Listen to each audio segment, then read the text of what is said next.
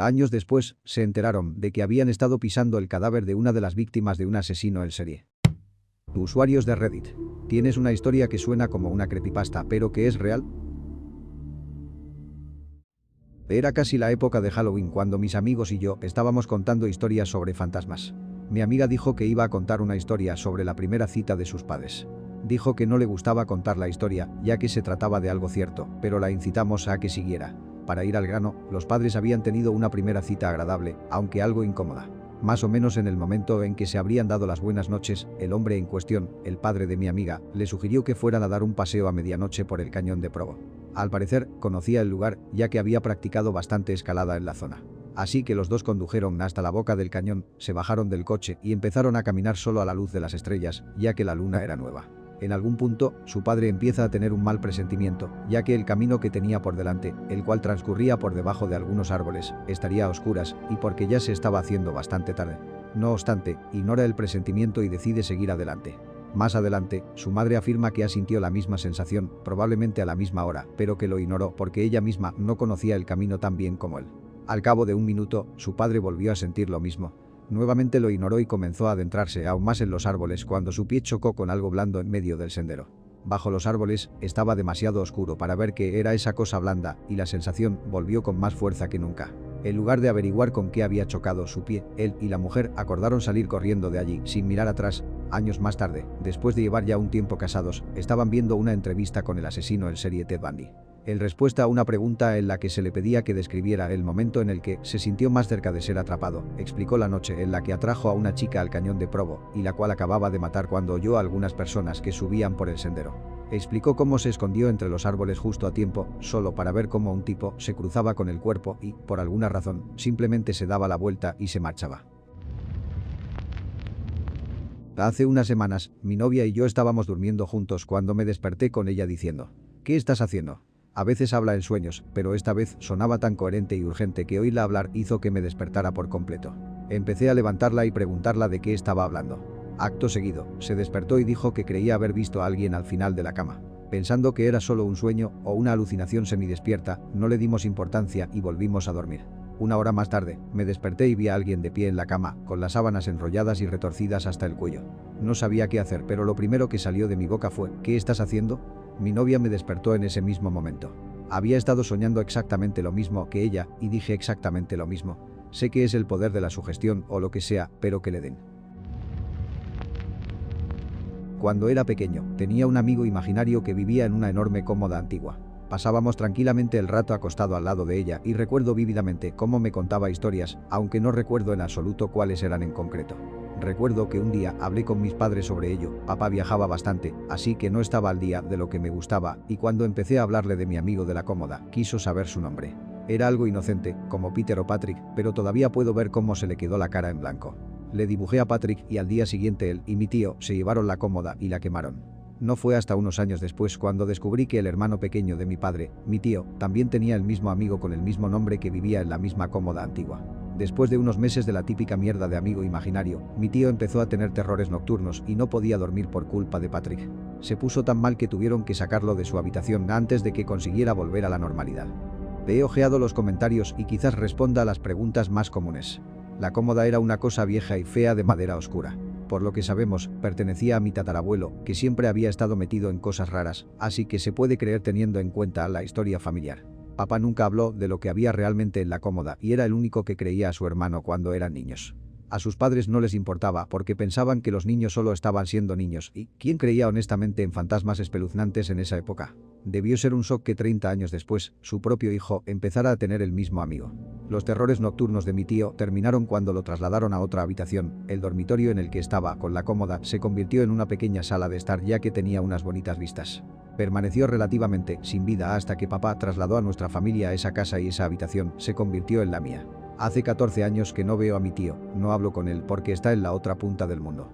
Tengo miedo de sacarle el tema, ya que sé que lucha contra la depresión y el alcoholismo, así que no me gustaría añadir cosas a su plato. Para todos los que preguntan cómo era, recuerdo al viejo siendo diminuto. No tan pequeño en el sentido de un anciano, sino en el sentido de que era pequeño como un niño. Recuerdo que lo que más resaltaban eran sus manos, ya que eran muy grandes y tenía los dedos largos. lo que a su vez me llevó a la forma que dibujo hoy en día. Las manos siempre salen más largas y grandes de lo que serían normalmente. Olía a madera, a bolas de naftalina, a telas viejas y a lo que ahora sé que es moho. En una nota algo similar. Cuando mi hijo tenía unos 3 años, tenía una amiga imaginaria en su habitación con la que hablaba todo el tiempo.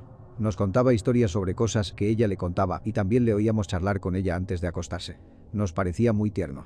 Al cabo de unos meses, mi hijo nos dijo que ya no era amigo de ella. Pensamos que había superado la fase de verla, así que nos sorprendió que siguiera hablando con ella por la noche. Es entonces cuando empezó a no querer irse a la cama y a tener muy malas pesadillas. En algún momento acabamos haciéndole muchas preguntas sobre ella. Habíamos asumido que era una niña pequeña, pero aparentemente tenía 47 años.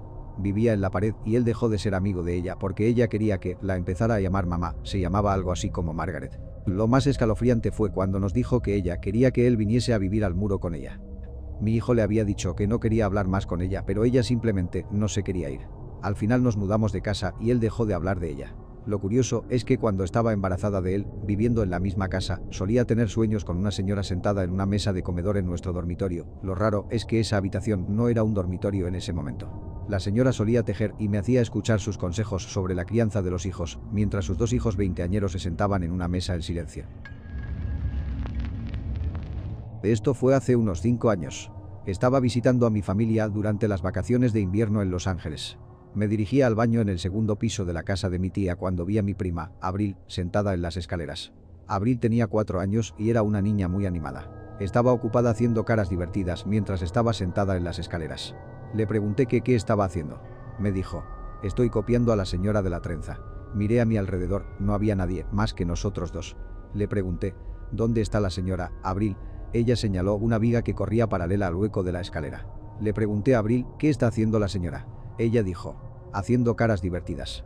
Sonreí y empecé a subir las escaleras de nuevo cuando Abril dijo algo que me paró el seco. Sus trenzas están alrededor de su cuello. Me giré y le pedí a Abril que lo repitiera. Abril señaló: la señora está colgando de sus trenzas, está haciendo caras raras. Es entonces cuando Abril empezó a hacer unas caras las cuales luego me daría cuenta de que era alguien jadeando por aire. Cuando tenía unos 16 años, mi hermano pequeño, que por aquel entonces tenía 6, empezó a hablarme de un conejo que venía a visitarle. No le di importancia pensando que era su imaginación. Durante los días siguientes no hablaba más que de eso. Sobre cómo el conejo abría un agujero en la pared.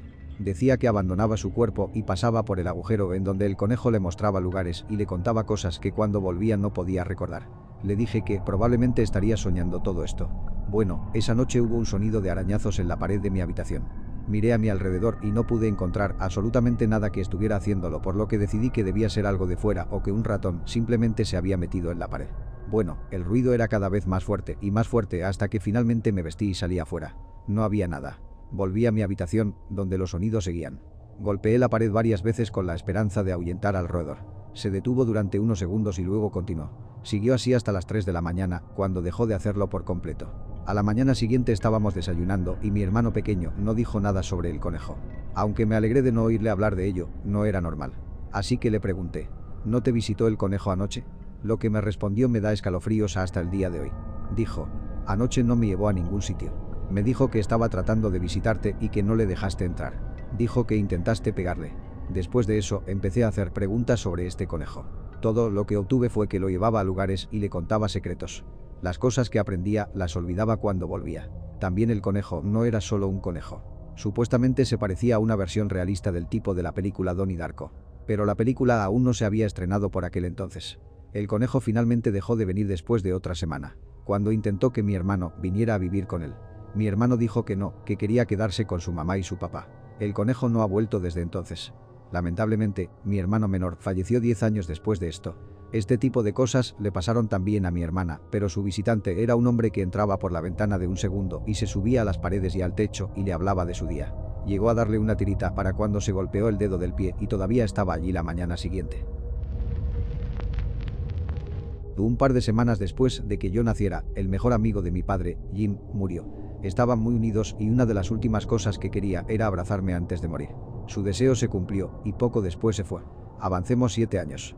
En esos momentos era simplemente una niña feliz de 7 años, con un hermano de 5 y una hermana recién nacida. Un día suena el teléfono y con mi madre fuera y mi padre en el lavabo pensé que iba a ser ignorado. Aún éramos todavía demasiado jóvenes para saber contestar al teléfono, tampoco habían pantallas digitales, por lo que no sabíamos si era un desconocido. Pero mi hermano rompió las reglas y contestó: «Hola». En ese momento mi padre sale del lavabo y le pide a mi hermano que le pase el teléfono. Él le ignora y sigue escuchando a quien está hablando. Antes de que mi padre pudiera preguntar por segunda vez, mi hermano cuelga, le mira y le dice: «Jin te manda saludos y echa de menos a mi nombre», y simplemente continúa jugando con sus juguetes. La cara de asombro de mi padre es lo que más recuerdo de esto. La madre de mi mujer falleció en 2003 de cáncer. Después del funeral, la familia y los amigos se reunieron en su casa para celebrar por última vez su vida. La reunión se prolongó hasta altas horas de la noche. Mi hijo, que entonces tenía 3 años, tenía que irse a la cama en ese momento. Subí con él las escaleras hasta el lugar donde dormiría. Una habitación por debajo de la de mi suegra, y al llegar a la parte superior del pasillo, se encuentran las escaleras para subir a la planta de arriba. Mi hijo y yo subimos juntos de la mano. Cuando casi llegamos a la parte superior de las escaleras, mi hijo se detuvo y no se movió, en el punto en el que podía ver el pasillo entero junto a las escaleras al final de esta. Tenía la mirada fija en el ello. Lo miré, y luego arriba de las escaleras, donde se podía ver la puerta la cual daba con el dormitorio de mi suegra, la cual estaba completamente oscuro. Simplemente se quedó mirando y no se movió más. Le pregunté: «Colega, ¿estás bien?». Su respuesta fue: «Papá, la luz me asusta». Volví a mirar el pasillo y la habitación, las cuales estaban en una oscuridad total. «Colega, ¿ves una luz?». «Sí, papá, me da miedo». Enseguida lo cargué y volví a bajar las escaleras. Hasta el día de hoy, se me ponen los pelos de punta cuando pienso en ello.